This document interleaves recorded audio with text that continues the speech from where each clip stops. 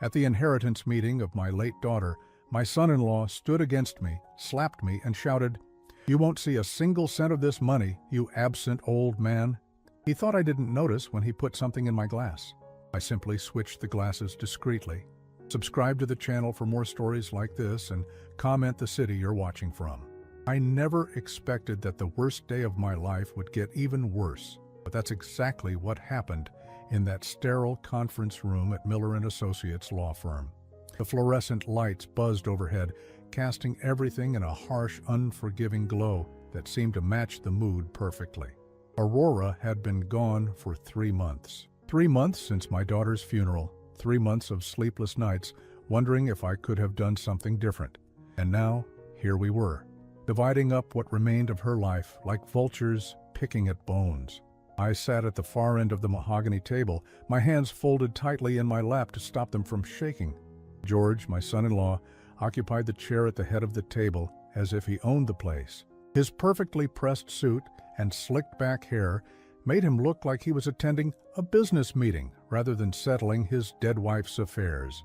The lawyer, Mr. Miller, shuffled through papers with the practiced efficiency of someone who'd done this 1,000 times before. Now, regarding the house on Maple Street, Miller began, his voice monotone and professional.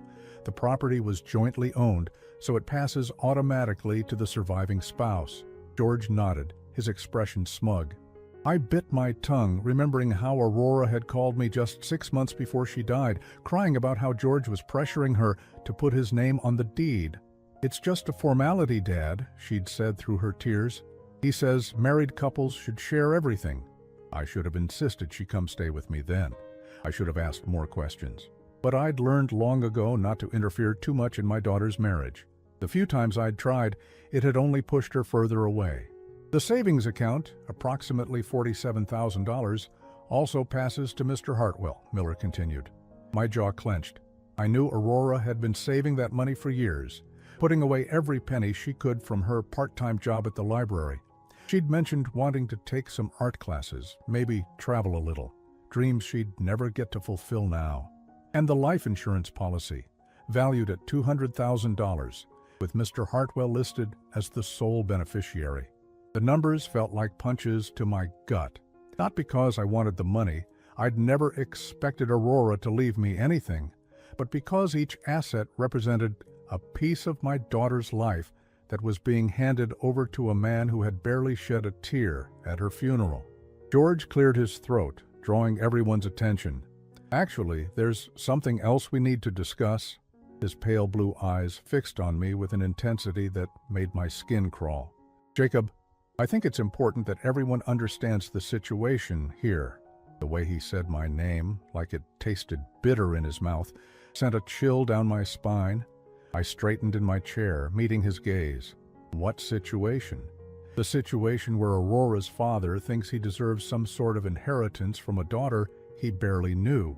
George's voice was calm, conversational even, but there was venom underneath. "I mean, let's be honest here. When was the last time you actually spent quality time with Aurora? When was the last time you were there for her when she needed you?" Heat rose in my cheeks. The lawyer looked uncomfortable, shuffling his papers and avoiding eye contact.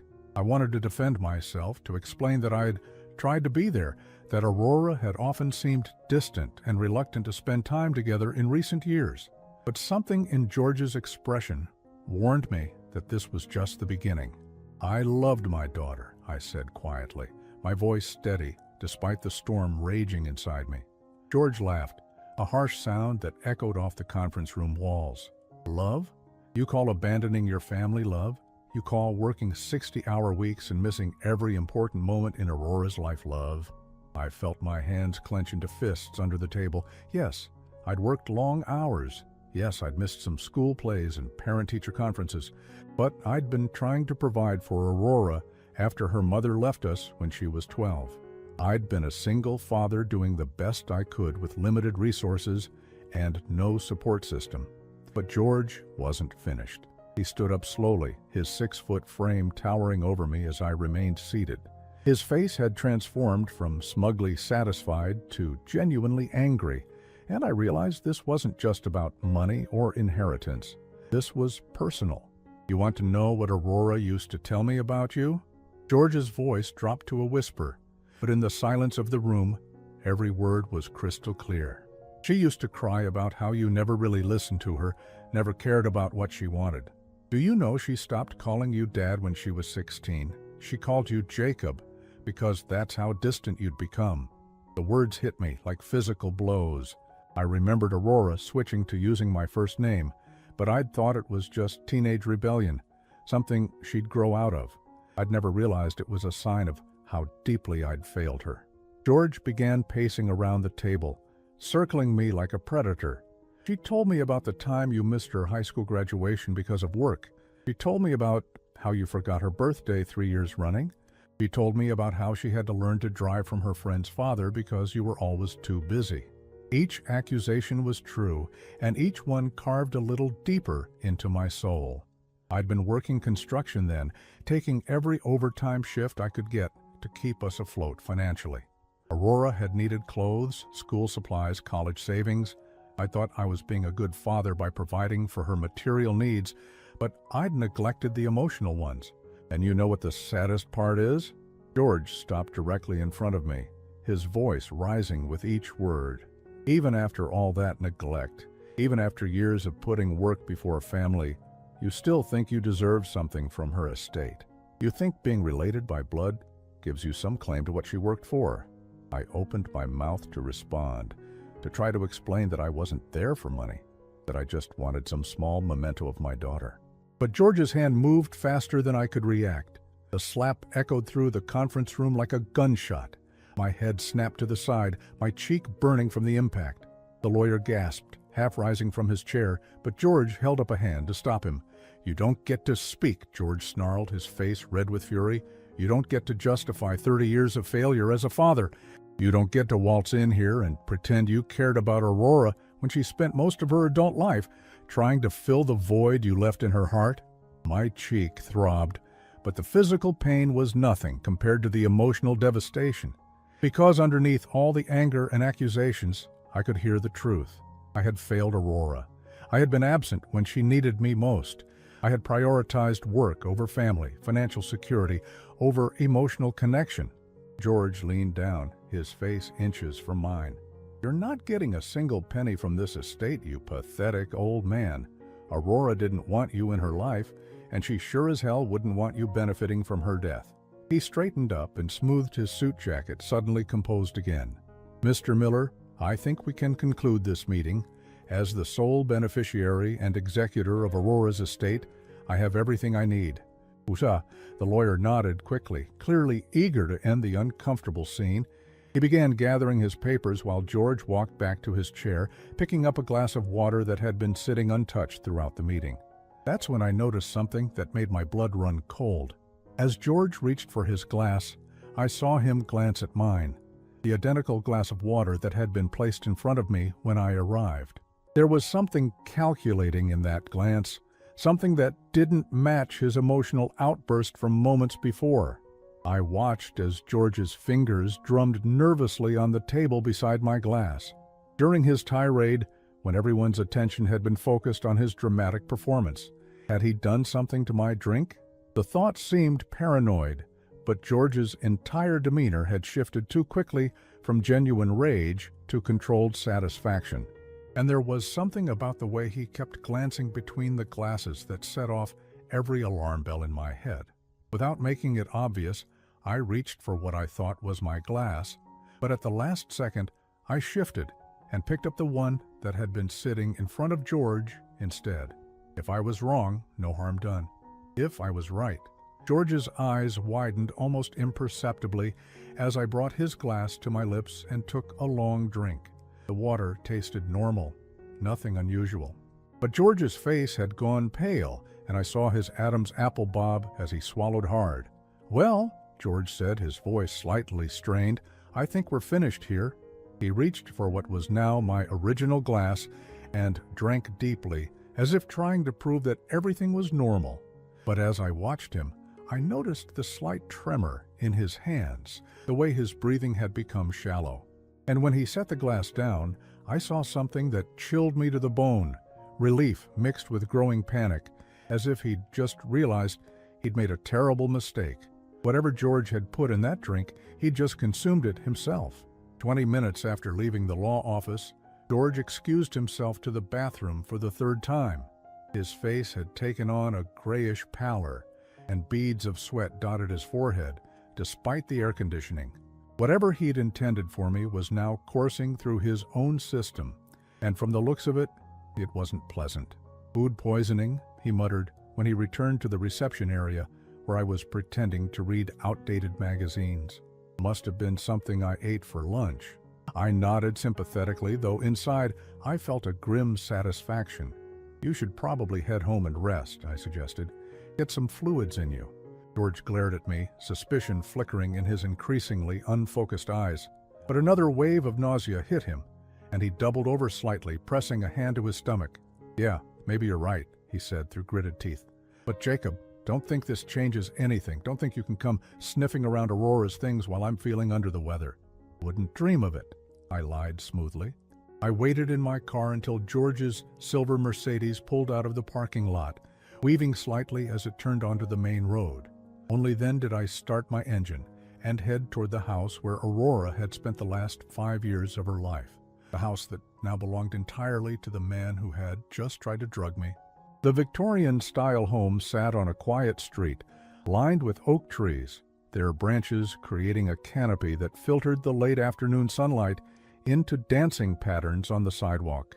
Aurora had fallen in love with this house the moment she saw it, calling me excitedly to describe the wraparound porch in the turret room she planned to use as an art studio. I'd never been inside. In all the years Aurora had lived here with George, he'd never invited me over, and Aurora had always suggested meeting at restaurants or neutral locations when we got together. At the time, I'd assumed she was just protecting George's privacy, but now I wondered if there had been other reasons. The spare key was exactly where Aurora had always kept it, under the third flower pot on the left side of the porch steps. Some habits never change, even in marriage. I let myself in quietly, my heart pounding with a mixture of guilt and determination. The house felt hollow without Aurora's presence. George had already removed most of her personal items, leaving behind only the furniture and generic decorative pieces. Family photos had been taken down, leaving pale rectangles on the wall where they once hung.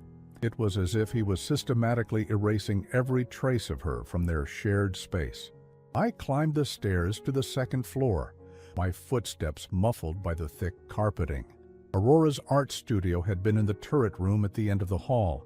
If she'd hidden anything personal, anything that might explain the growing unease I'd felt about her marriage in her final months, it would be there. The studio door was locked, which struck me as odd. Why lock a room in your own house unless you have something to hide? I tried several of Aurora's favorite numbers, her birthday, our old address, the date she graduated high school. Nothing worked. Then I remembered something from her childhood. When Aurora was about 10, she'd gone through a phase of creating secret codes and hiding places throughout our small apartment.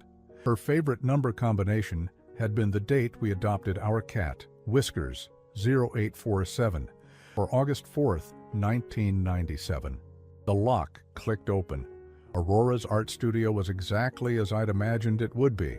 Easels positioned to catch the natural light from the turret windows, canvases in various stages of completion leaning against the walls, and the familiar smell of oil paints and turpentine that had followed her since high school art class. But it was what I found hidden behind a large landscape painting that made my heart skip a beat. A small wooden box, the kind Aurora used to keep her childhood treasures in, was tucked into a nook between the wall and an old bookshelf. Inside the box, beneath layers of sketches and art supply receipts, was a leather-bound journal with Aurora's initials embossed on the cover in faded gold letters. I sank into the chair at Aurora's easel and opened the journal with trembling hands. The entries were dated, starting about 2 years ago. Aurora's familiar handwriting filled the pages, the same careful script she'd used for thank you notes and grocery lists. But these words carried a weight that made my chest tighten. The first few entries were mundane. Complaints about work, excitement about a new painting technique, worries about our strained relationship. But as I read deeper, a darker picture began to emerge. March 15th, George went through my phone again today. He said he was just checking the time, but I saw him scrolling through my messages. When I asked him about it, he got that look on his face, the one where his eyes go completely cold.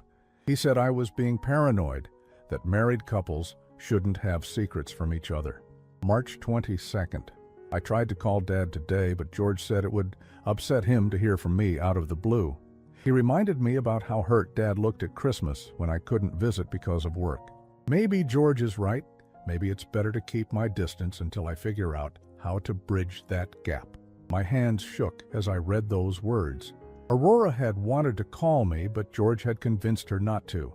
How many times had she reached for the phone, only to be talked out of it by a man who understood exactly which emotional buttons to push? The entries continued, each one revealing another layer of manipulation and control. April 3rd. George says I spend too much money on art supplies. He's right. I probably do get carried away sometimes. He's taken over managing our finances completely now, which is actually a relief. I was never good with money anyway.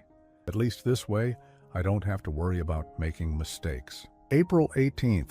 Had lunch with Sarah from the library today. When I got home, George asked me all sorts of questions about what we talked about, who else was there, whether any men had approached our table. He said he was just concerned about my safety, that downtown can be dangerous for women alone. I guess he has a point. Maybe I should stick to lunch dates closer to home. May the 2nd. George suggested I quit my job at the library. He says his income is enough to support us both, and it would give me more time to focus on my art. Part of me is excited about having more time to paint, but another part feels nervous about being financially dependent on him. Is that normal? I feel like I can't trust my own instincts anymore. Page after page chronicled the systematic erosion of Aurora's independence. George had isolated her from friends and family, controlled her finances, and convinced her that her own judgment couldn't be trusted. And through it all, he'd presented himself as the caring husband, looking out for her best interests. But it was the entries from the final few months that made my blood run cold. September 14th. George has been asking questions about Dad's health, about whether he has any life insurance or retirement savings. I don't understand why it matters to him. When I asked, he said he was just worried about my future, about what would happen to me if something happened to Dad. But the way he talks about it makes my skin crawl. October 1st. Found some papers in George's office that I don't understand. They looked like insurance forms, but they had Dad's name on them and information I never gave George. When I confronted him about it, he said he was just researching options for Dad's care as he gets older. He made it sound thoughtful and responsible, but something feels wrong. October 15th. George has been pushing me to reconcile with Dad, but only on his terms. He wants to schedule the meetings, choose the locations, even sit in on our conversations to help facilitate healing. I love that he wants to help, but Dad and I have such a complicated history. I'm not sure George understands the nuances. The final entry was dated just 2 weeks before Aurora's death. November 8th. I found more papers today. This time I recognized them. They're copies of Dad's financial records, bank statements, even what looks like a will from years ago. I don't know how George got these documents, and when I asked him, he got angry. Really angry, in a way I've never seen before. He said I was violating his privacy by going through his office, that a wife should trust her husband. But how can I trust him when he's clearly been investigating my father behind both our backs? What is he planning? The journal fell from my numb hands as the implications hit me like a physical blow. George hadn't just been isolating Aurora from me. He'd been gathering information about my finances, my assets, everything he'd need to know to what? What had he been planning? And Aurora had discovered his deception. She'd confronted him about it just 2 weeks before her sudden death from what the doctors had called a brain aneurysm. A rare but not unheard of condition for a woman her age, they'd said. Stress could be a contributing factor, they'd mentioned. Had George's controlling behavior and her discovery of his secret investigations created enough psychological pressure to trigger a medical crisis? Or was there something more sinister at play? I picked up the journal again, my hands shaking as I flipped through the pages, looking for any clue I might have missed. That's when I noticed something that made my heart race. Several pages had been torn out. The journal entries jumped from November 8th directly to some earlier March entries, with obvious gaps where pages had been removed. Whatever Aurora had written in those final 2 weeks, whatever she had discovered about George's true intentions, had been destroyed. But by who? Aurora herself, or someone who had access to this room after her death?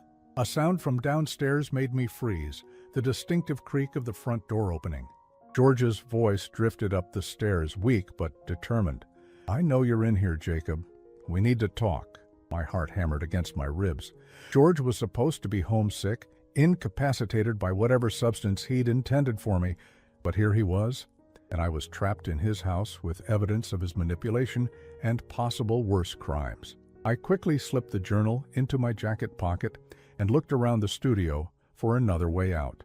The turret windows were too high for a safe jump, and the only exit was back down the hallway where George was undoubtedly waiting. "Jacob!" George called again, his voice closer now. "I saw your car outside. Don't make this harder than it has to be." I had no choice but to face him. But as I opened the studio door and stepped into the hallway, I realized I now held something George didn't know I possessed. The truth about what Aurora had discovered, and the knowledge that her death might not have been the random medical event everyone believed it to be. George stood at the bottom of the stairs, gripping the banister with white knuckles. His face was pale and drawn, with dark circles under his eyes that hadn't been there this morning. Whatever he'd put in that drink was still working its way through his system, but his determination to confront me seemed to override his physical discomfort. Breaking and entering Jacob, his voice was hoarse, but the underlying menace was unmistakable. "Aurora always said you had boundary issues." I descended the stairs slowly, keeping my expression neutral, despite the journal burning like evidence against my ribs. The door was unlocked. I just wanted to see her art studio one last time. George's bloodshot eyes narrowed. "Nothing in this house belongs to you. Not anymore, not ever." He swayed slightly, catching himself against the wall. "You need to leave, now." "You don't look well, George. Maybe you should sit down." His laugh was bitter and harsh. "Don't pretend to care about my health. We both know what happened at that meeting today." His gaze bored into mine, searching for some sign of guilt or acknowledgement. I tilted my head, feigning confusion. "What are you talking about? You said you had food poisoning." For a moment, George seemed genuinely uncertain. The disorientation from whatever substance he'd consumed was clearly affecting his judgment, making him second-guess what he remembered about our encounter at the law office. He pressed his palm against his forehead, wincing. "I need you to leave, Jacob, before I do something we'll both regret." "Is that a threat?" George's eyes flashed with anger, but before he could respond, another wave of nausea hit him. He doubled over, retching violently into his hands. When he straightened up, there was fear mixed with the fury in his expression. "What did you do to me?" he whispered. I could have told him the truth, that he'd poisoned himself with whatever concoction he'd prepared for me. Instead, I chose a different approach. "George, I think you need medical attention. You're clearly very ill. I'm not going anywhere until you tell me what you did." The irony was almost poetic. George was experiencing firsthand the effects of his own malicious intent, and his paranoia was preventing him from seeking the help he desperately needed. But as I watched him struggle to stay upright, I realized this might be my only chance to get the information I needed. "George, I want to ask you something about Aurora's final weeks." She seemed troubled when I last saw her. His expression shifted, becoming more guarded. "Aurora was fine. She was happy." "Was she?" Because the few times we talked on the phone, she sounded stressed, worried about something. George's jaw clenched. "Aurora had anxiety issues. She always overthought everything, saw problems where none existed. I was helping her work through those tendencies." The casual way he dismissed Aurora's concerns as mental health issues made my skin crawl. This was classic gaslighting, convincing the victim that their instincts and observations couldn't be trusted. What kind of anxiety issues? I pressed. She was paranoid about money, about our relationship, about you. George leaned against the wall, still fighting off waves of nausea. She convinced herself that I was trying to control her, which was ridiculous. Everything I did was to protect her. Protect her from what? George's eyes became distant, unfocused. Whether from the drugs in his system or from slipping into a familiar narrative, he seemed to be speaking more freely than he normally would. From making the same mistakes you did. Aurora had your gene for poor judgment, Jacob. She would have destroyed herself financially if I hadn't taken over our accounts. She would have isolated herself from everyone who cared about her if I hadn't helped her maintain those relationships. My hands clenched into fists. Helped her maintain relationships? You mean like the relationship with me that you systematically destroyed? George's laugh was weak but cruel. I didn't destroy anything that wasn't already broken. Aurora came to me damaged thanks to your years of neglect. I spent 5 years trying to fix what you broke. And how exactly did you fix it? Something flickered in George's eyes, a moment of clarity that seemed to cut through his drug-induced haze. He straightened up slightly, suddenly more alert. Why are you really here, Jacob? What are you looking for? I realized I'd pushed too hard, too fast. George might be impaired, but he wasn't stupid. I told you I wanted to see Aurora's studio. Bullshit. George pushed himself away from the wall, swaying but determined. You're fishing for something. Did someone put you up to this? Did Aurora tell you something before she died? The desperation in his voice told me everything I needed to know. George was terrified that Aurora had confided in me, had shared whatever secrets she'd discovered in those final weeks. He didn't know about the journal, but he suspected Aurora had been planning to expose him. What would Aurora have told me, George? What were you so afraid she'd discover? George's face went from pale to completely white. Get out. Get out of my house right now or I'm calling the police. Maybe you should call them, I said calmly. Maybe they'd be interested to know about Aurora's suspicions in the weeks before she died. Aurora didn't have suspicions. She had delusions brought on by stress and her family history of mental illness. Family history? What family history? George realized he'd said too much. His mouth snapped shut, and he glared at me with the hatred of a cornered animal. There's no family history of mental illness in Aurora's family, I continued. I think you know that. I think you were counting on everyone believing that her fears about you were just paranoia. You don't know what you're talking about, don't I? Then why don't you explain to me how you got copies of my financial records? Aurora found them, didn't she? That's what she was really upset about in those final weeks. George's composure cracked completely. He was supposed to trust me. I was her husband. Everything I did was to secure our future, to make sure she'd be taken care of if something happened to you. By investigating me behind our backs, by lying to her about your motivations. I wasn't lying. George's voice rose to a shout, then immediately dropped as another wave of sickness hit him. I was protecting her from the truth about what kind of father you really were. Do you know what it did to her, watching you ignore her calls, seeing you choose work over family again and again? So you made sure she'd stop calling altogether. I helped her see that she deserved better than scraps of attention from a man who never really wanted to be a father in the first place. The words hit me like physical blows, but I forced myself to stay focused. George was revealing more than he realized, confirming everything I'd read in Aurora's journal. And what about the insurance papers she found? What about the will you somehow got your hands on? George went very still. I don't know what you're talking about. Yes, you do. Aurora confronted you about it. She knew you were planning something involving my assets, my estate. What was it, George? Were you planning to have Aurora reconcile with me just long enough to ensure she'd inherit everything when I died?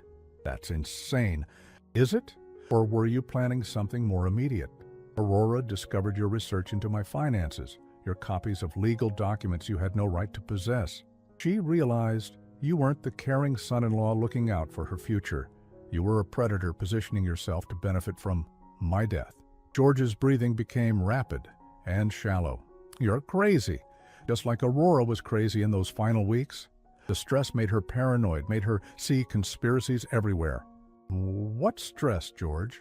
What was stressing her out so much that it might have triggered a brain aneurysm?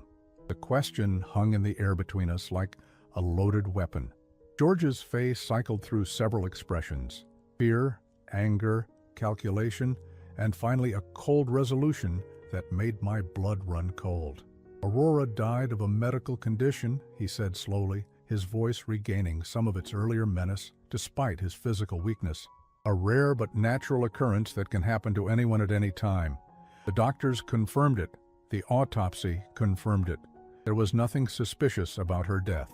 Nothing suspicious except the timing.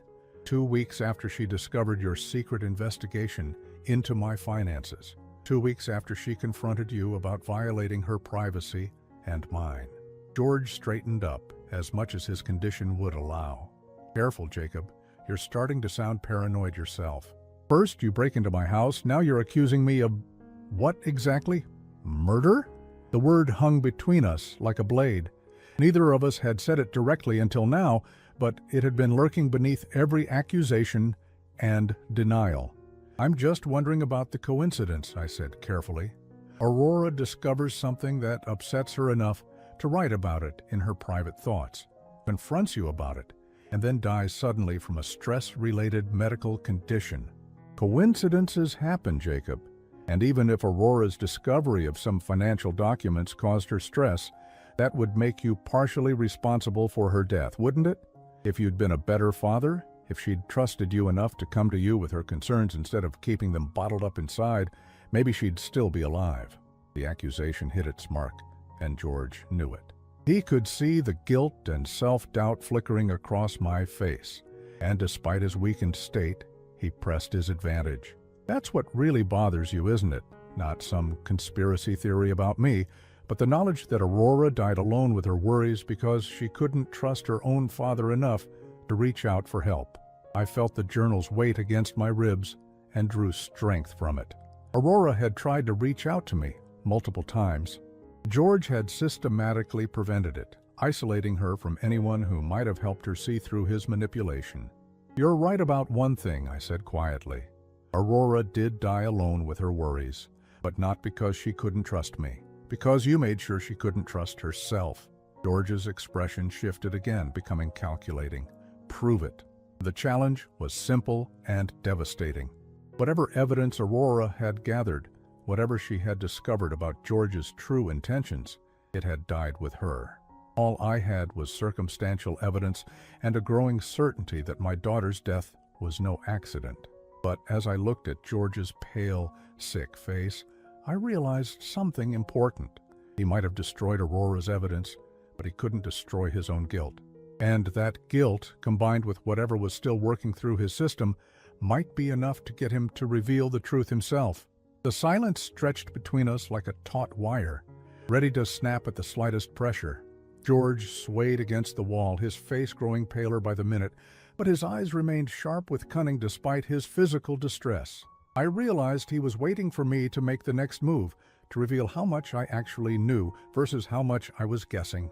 But I had Aurora's journal burning against my chest, and more importantly, I had something George didn't know I possessed.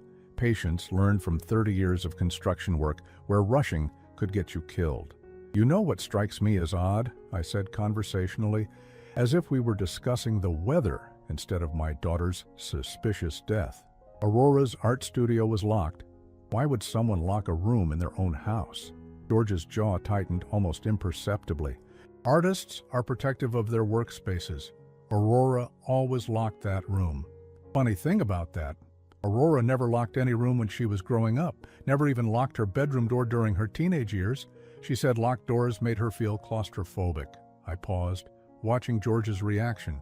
Almost like someone who grew up in a house where privacy wasn't respected might feel. People change, Jacob. Marriage teaches you the value of personal space. Or maybe someone taught her that she needed to hide things from her husband. George pushed himself away from the wall, anger overriding his physical weakness. What exactly are you implying? I'm not implying anything. I'm stating facts. Aurora locked her studio. Aurora was researching ways to protect her personal assets in the months before she died. Aurora was scared enough of something to start keeping secrets.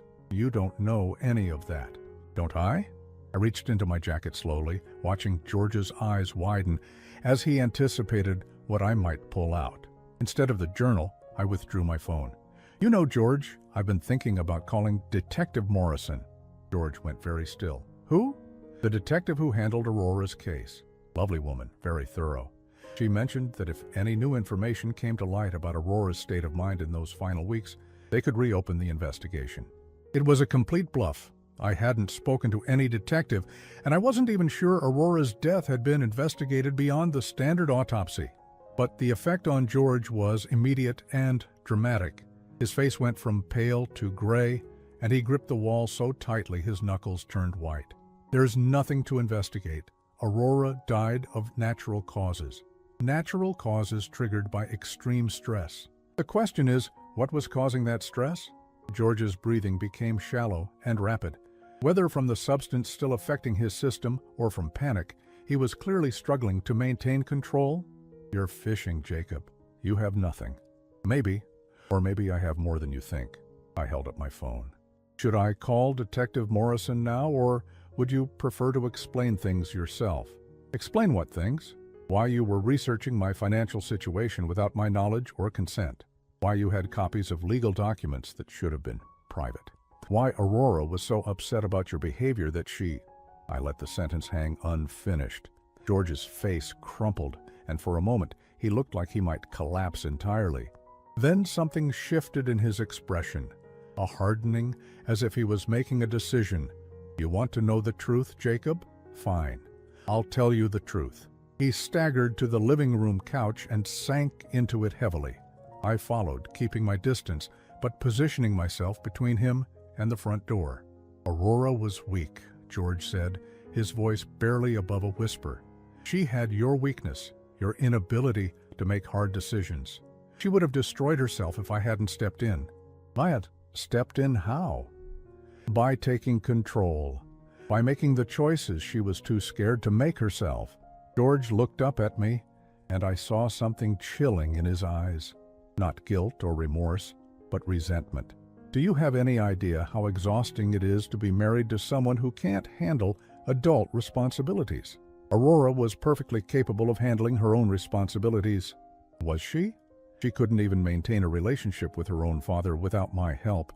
She was so damaged by your neglect that she couldn't trust her own judgment about anything. The casual cruelty in his voice made my stomach turn. This wasn't a man mourning his wife.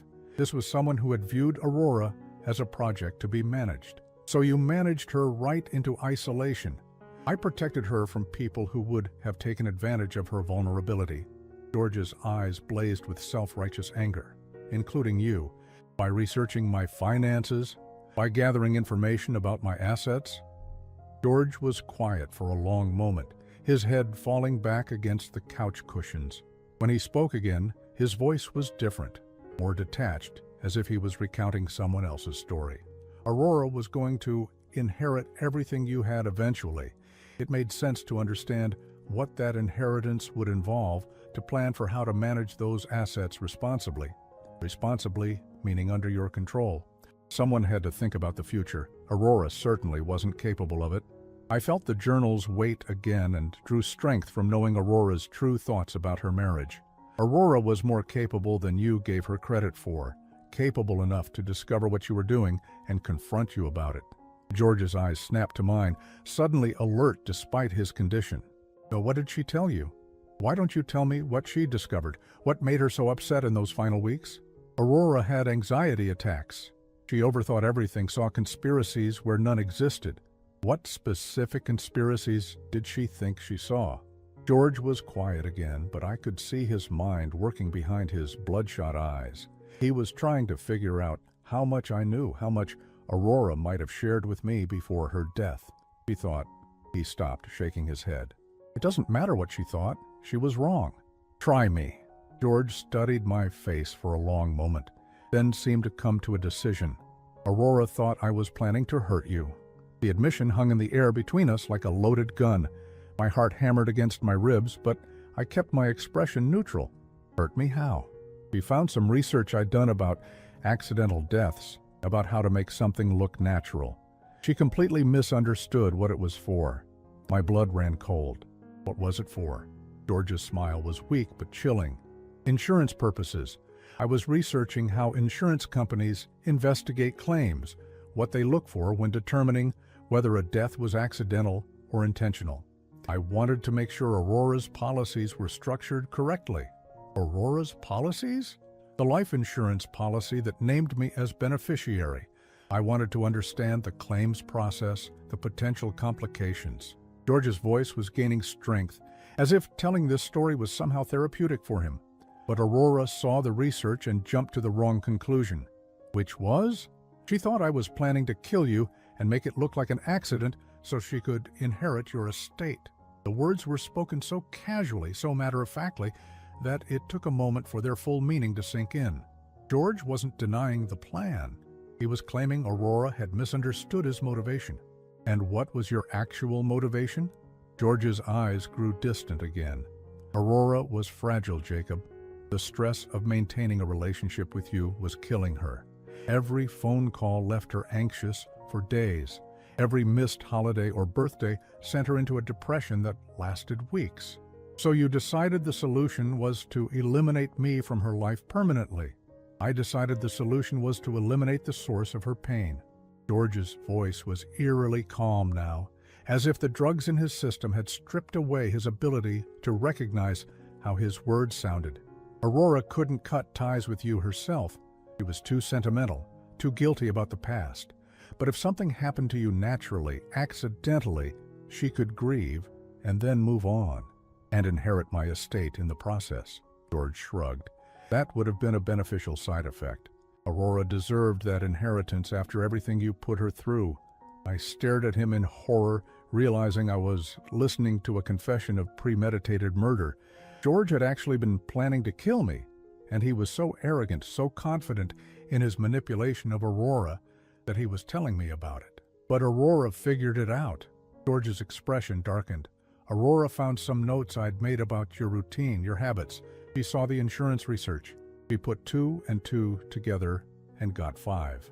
Or she got 4. And you convinced her she was wrong. I tried to explain that she was misunderstanding everything, but she wouldn't listen. She became hysterical. Started talking about going to the police, about warning you. George's voice took on a petulant tone, like a child complaining about being misunderstood. She threatened to leave me, Jacob. After everything I'd done for her, after all the ways I'd protected and cared for her, she was going to throw our marriage away over a misunderstanding. So you stopped her. The words slipped out before I could catch them back. George went very still, his eyes fixing on mine with laser focus. Stopped her how, Jacob? What exactly are you accusing me of? I realized I'd walked into a trap. George might be physically compromised, but his mind was still sharp enough to catch me making accusations I couldn't prove. If I pushed too hard now, he'd clam up completely. But then I remembered the missing pages from Aurora's journal, and I realized those torn-out entries might have contained evidence of exactly how George had stopped her. I'm not accusing you of anything, I said carefully. I'm just trying to understand Aurora's state of mind in those final weeks. Her stress levels must have been through the roof if she thought her own husband was planning murder. George relaxed slightly. They were. She was having panic attacks, wasn't sleeping, couldn't eat. I was genuinely worried about her health. Worried enough to suggest she see a doctor? I suggested many things: therapy, medication, a vacation to clear her head. But Aurora was convinced that the problem was our marriage, not her mental health. And then she died. And then she died, George agreed, his voice flat and emotionless. A tragic coincidence that resolved nothing and left me dealing with the aftermath of her paranoid accusations. I wanted to grab him by the throat and force him to admit what he'd done, but I knew that approach would only backfire. Instead, I decided to try a different tactic. George, you're clearly still very ill from whatever you ingested earlier. Maybe we should get you to a hospital. His eyes narrowed suspiciously. I'm fine. You don't look fine. You're pale, you're sweating, and you've been fighting nausea for hours. What did you put in that drink? The question caught him off guard. His mouth opened and closed several times, before he managed to speak. I don't know what you're talking about. Yes, you do. You put something in what you thought was my glass at the law office. Something that's now making you very sick because you ended up drinking it yourself. George's face went through several expressions: surprise, fear, calculation, and finally, a grudging admiration. You switched the glasses. I switched the glasses. Now, what was in it? George was quiet for a long moment, clearly weighing his options. Finally, he seemed to deflate completely. Something to make you compliant, suggestible. I needed you to sign some papers, transfer some assets voluntarily. What papers? Nothing that would have hurt you long term. Just some financial arrangements that would have made things easier for everyone involved. I stared at him, amazed by his ability to rationalize attempted drugging as a reasonable business practice. Easier for you, you mean? Easier for everyone. You would have signed the papers feeling good about helping Aurora's memory, and I would have had the resources to properly honor her legacy. By stealing from her father, George's eyes flashed with anger. By claiming what should have been hers all along. Aurora deserved your estate, Jacob. She deserved everything you should have given her while she was alive. And there it was. George's twisted logic laid bare. In his mind, Aurora's death hadn't ended his plans. It had simply changed the timeline. He still intended to claim my assets, one way or another. The living room felt smaller now, as if the walls were closing in around George's confession. He sat slumped on the couch, his earlier bravado fading as the reality of what he'd revealed began to sink in. The substance he'd meant for me was clearly affecting his judgment, making him more talkative than he'd ever intended to be. I pulled Aurora's journal from my jacket, holding it where George could see it clearly. His eyes widened, and what little color remained in his face drained away completely. You know what this is, don't you? George's mouth opened and closed like a fish gasping for air. Where did you get that? From Aurora's studio, the studio you kept locked? I opened the journal to a random page, pretending to read from it. She documented everything, George. Every conversation, every suspicion, every piece of evidence she found. Give me that. George tried to stand, but immediately sat back down, overwhelmed by dizziness. That's private property. Aurora's private property, which makes it mine now, since I'm her only surviving relative. I flipped through the pages slowly, watching George's growing panic. She wrote about finding your research, about confronting you. She wrote about how scared she was in those final weeks. Aurora was paranoid. She misunderstood everything. Did she? Because according to this, she understood perfectly. I found one of the actual entries and read aloud. George has been asking questions about Dad's health, about whether he has any life insurance or retirement savings. I don't understand why it matters to him.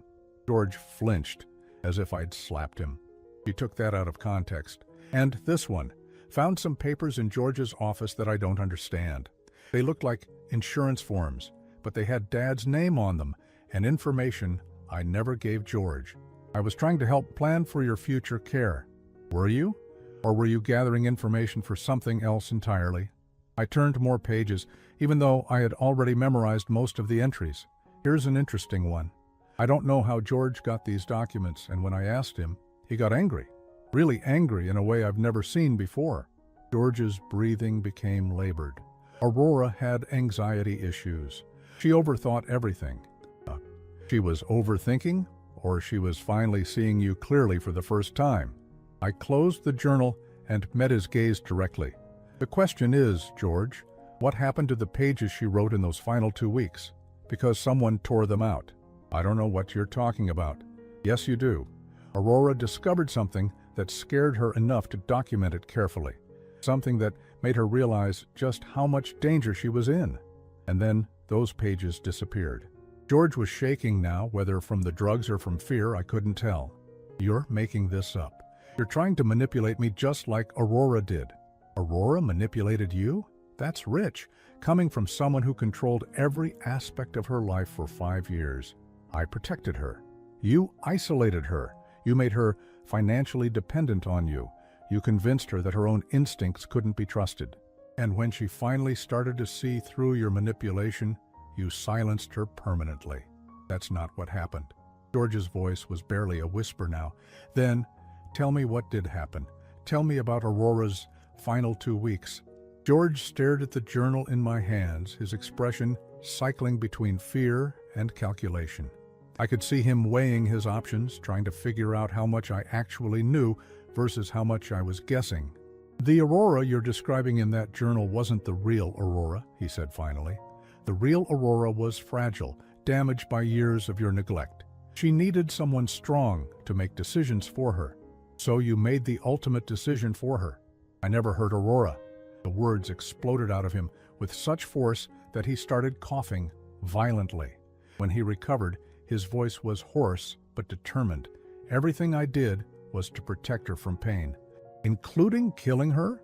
George went completely still. I never said that. You didn't have to. Aurora figured it out, didn't she? She realized that your research into accidental deaths wasn't about insurance claims or future planning. It was about eliminating problems. Aurora was the problem, George whispered, so quietly I almost missed it. She was going to destroy everything. The admission hung between us like a blade. George seemed to realize what he'd said and tried to backtrack, but the damage was done. She was going to go to the police. She was going to tell them about my research, my plans for you.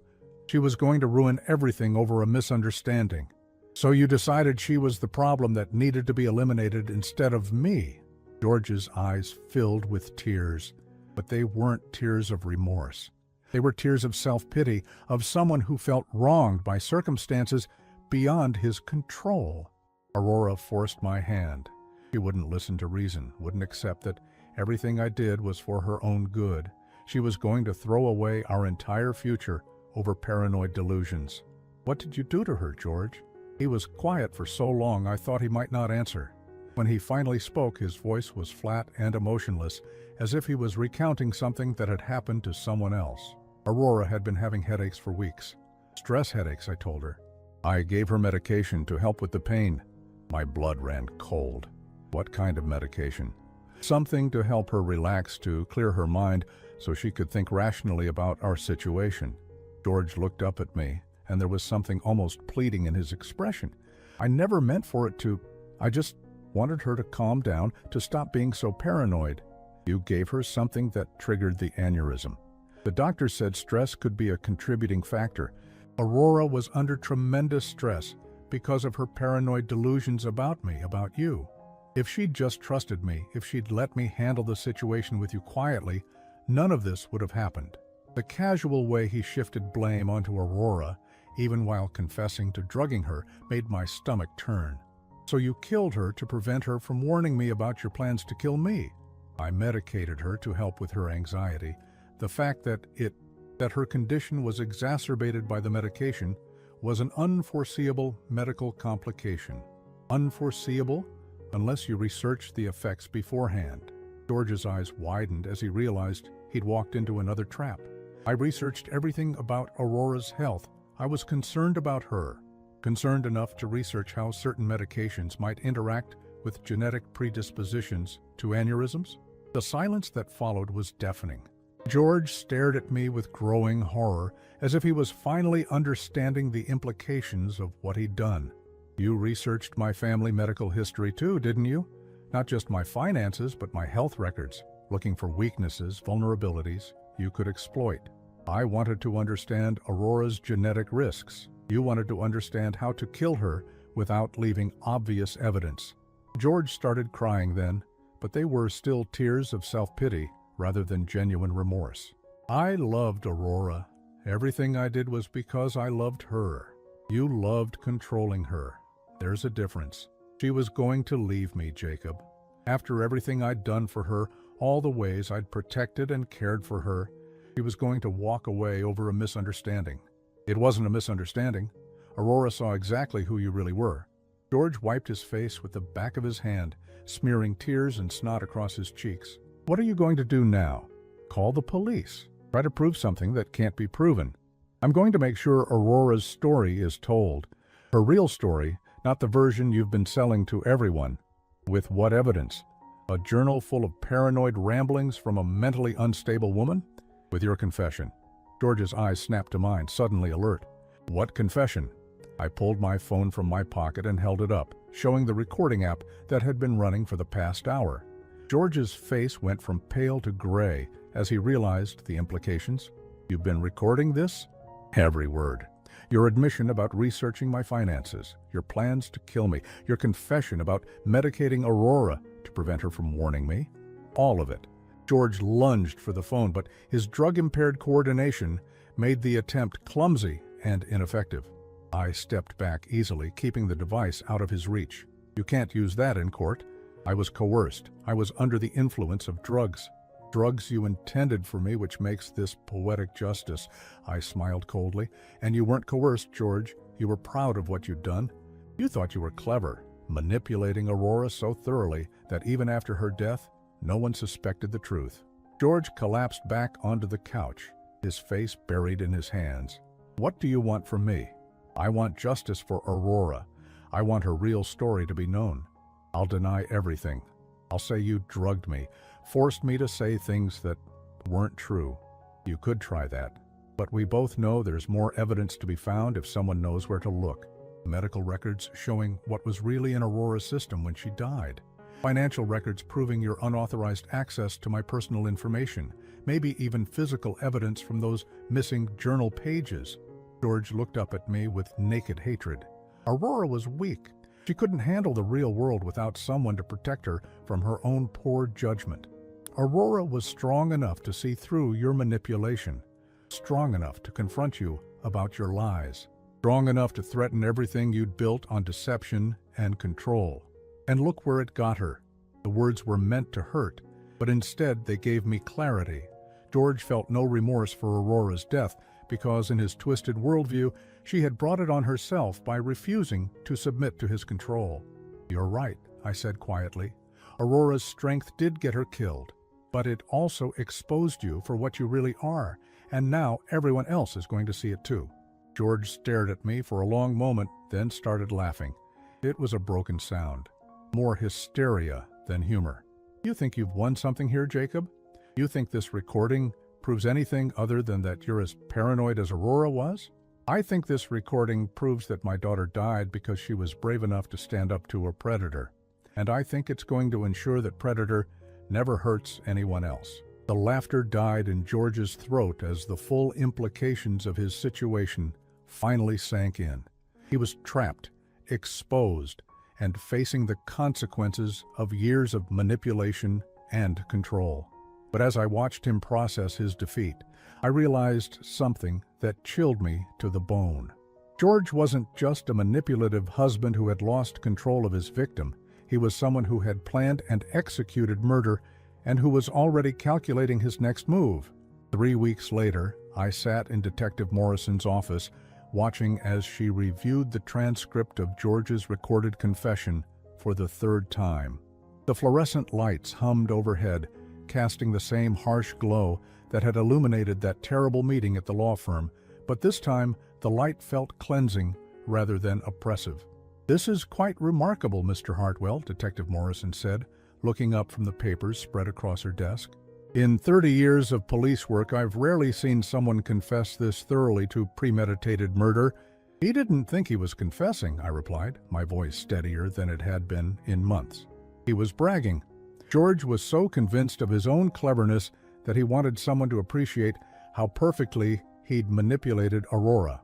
Detective Morrison nodded, making notes in the margins of the transcript.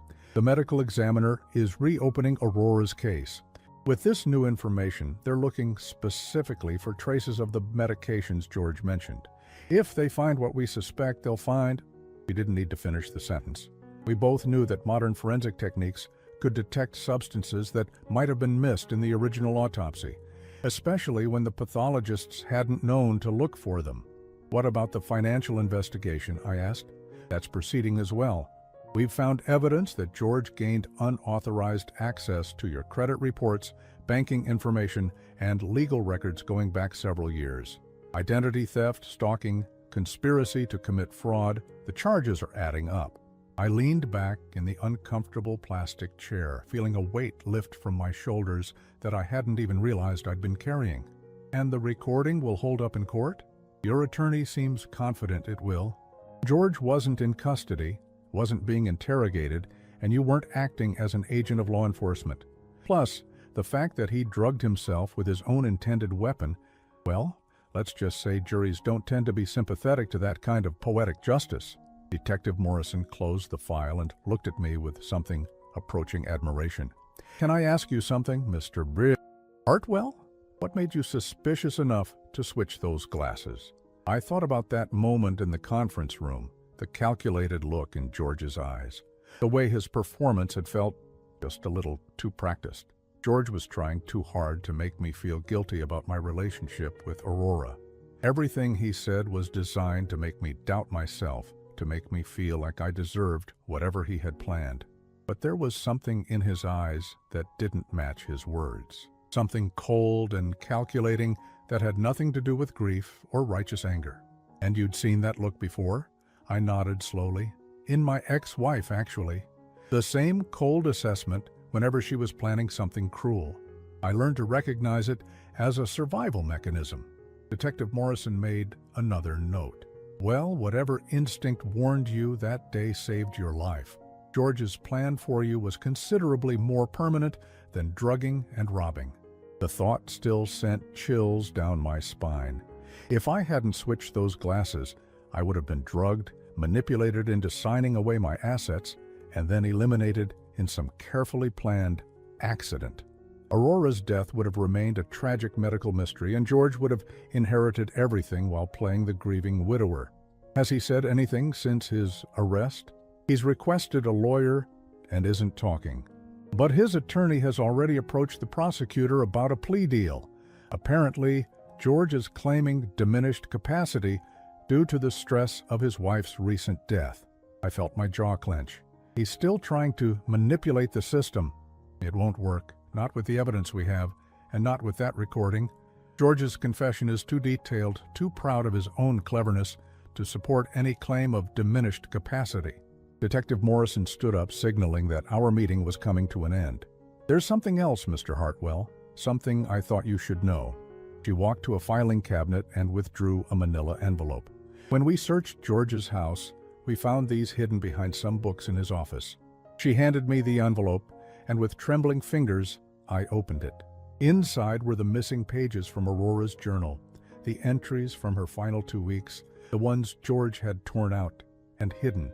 My hands shook as I read Aurora's final thoughts, her growing fear and determination, documented in her careful handwriting. November 22nd.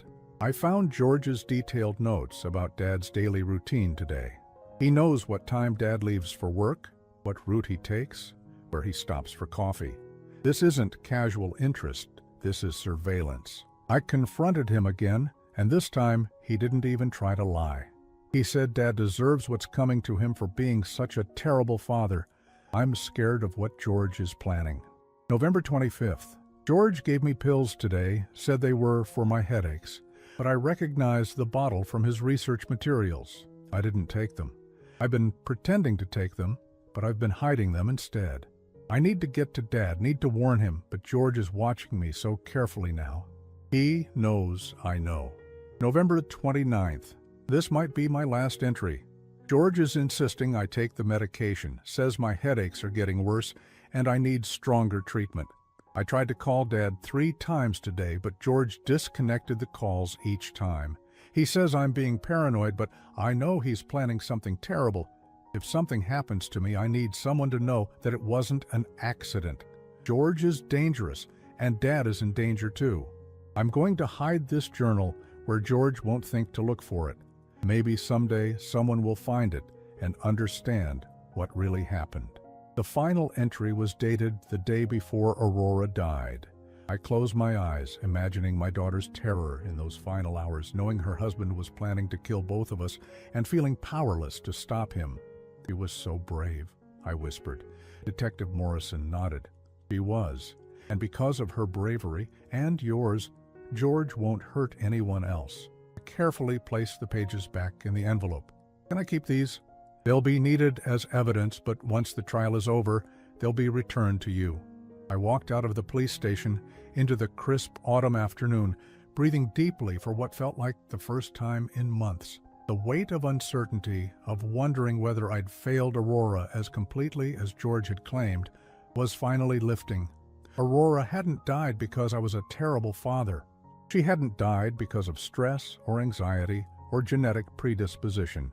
She had died because she was strong enough to see through a predator's manipulation, brave enough to confront him, and determined enough to try to protect me, even when it put her own life at risk. My phone buzzed with a text message from my attorney. Plea negotiations have broken down. George's lawyer is advising him to go to trial. This could take a while, but we're confident in our case. I typed back, "Good. Aurora deserves her day in court." That evening, I sat in my small apartment surrounded by boxes of Aurora's belongings that George's arrest had finally given me access to. Her paintings, her art supplies, her books, all the pieces of her life that George had tried to erase were now back where they belonged. I found a canvas tucked between some others, one I'd never seen before. It was a painting of our old apartment, the one where Aurora had grown up.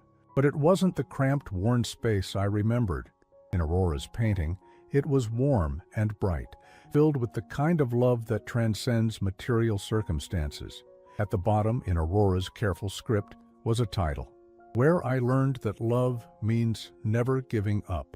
I felt tears sting my eyes as I realized what she'd been trying to tell me. Despite our complicated relationship, despite the years of distance and misunderstanding, Aurora had never stopped loving me. She had seen through George's attempts to poison her against me, had recognized his manipulation for what it was, and in the end, she had died trying to save me from the same predator who had destroyed her. I picked up my phone and scrolled through my contacts until I found Detective Morrison's number. When she answered, her voice was professional but kind. "Mr. Hartwell, is everything all right? I want to establish a scholarship," I said, "in Aurora's name, for young women in abusive relationships to help them get the education and resources they need to escape." There was a pause. That's a wonderful way to honor her memory. Aurora spent her final weeks trying to protect me from George's plans. Now I want to spend whatever time I have left protecting other women from men like him. I think Aurora would be proud of that choice. After I hung up, I sat in the quiet of my apartment, surrounded by my daughter's artwork and feeling her presence more strongly than I had since her death. George had tried to erase Aurora's story, to rewrite her as a weak, damaged woman who couldn't survive without his control. But the truth was exactly the opposite. Aurora had been strong enough to see through his manipulation. She had been brave enough to confront a dangerous man when she realized what he was planning. She had been determined enough to document everything, to leave a trail of evidence that would eventually expose the truth. And she had been loving enough to die trying to save a father she felt she'd lost years ago. The trial would come, and George would face justice for what he'd done. But for me, the real victory had already been won. I finally understood who my daughter really was, not the damaged victim George had portrayed, but the strong, brave, loving woman she had always been. Aurora's story wouldn't end with her death.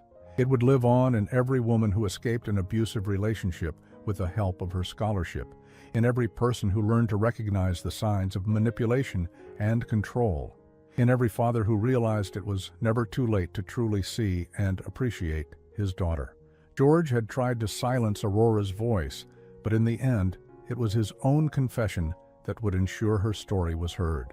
And in that irony, I found something that felt very much like peace. 6 months later, I stood at Aurora's graveside, no longer haunted by guilt and regret, but filled with understanding and purpose. The headstone, which George had chosen in his typical controlling fashion, bore only the basic facts of her birth and death.